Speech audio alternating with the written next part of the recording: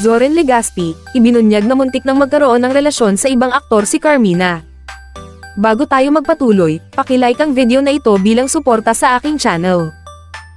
Si Carmina Villarroel ay binisto ni Zoren Legaspi dahil sa halos pakikipagrelasyon niya sa isang aktor. Naranasan ni Carmina ang pangbibisto habang nagdiriwang ng kanyang kaarawan sa weekly morning show ng GMA7 na Sarap Diba noong 12 ng Agosto taong 2023. Si Carmina ay magiging 48 na sa 17 ng Agosto. Sa Igisa na Yan segment, tinanong si Carmina ng kanyang asawang si Zoren, kasama ang kanilang mga anak na sina Cassie at Mavi, at GMA Films President Annette Gozon Valdez. Nang magtanong si Annette, inusisa niya si Carmina tungkol sa kanyang nakaraan. Tanong ng GMA7 executive, since matagal ka nang nasa showbiz, I'm sure maraming nagparamdam sa iyo na baka muntik na, pero hindi natuloy. Meron bang ganon?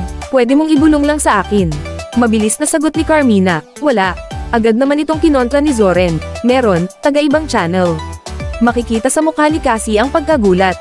Ay oo pala, halakhak naman ni Carmina at nagtawanan sila ni Zoren. Oo nga pala, tatay thank you for reminding me, sabi pa ni Carmina sa mister.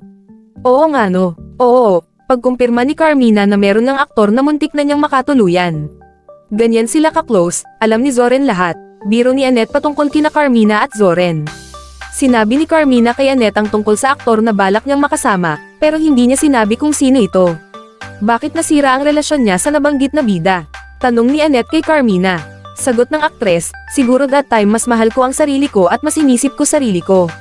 Pero I'm so happy na hindi kami naging kami, kasi nanatili kaming magkaibigan hanggang ngayon. Huwag kalimutang i-like ang video na ito at mag-subscribe sa aking channel. Salamat sa panonood.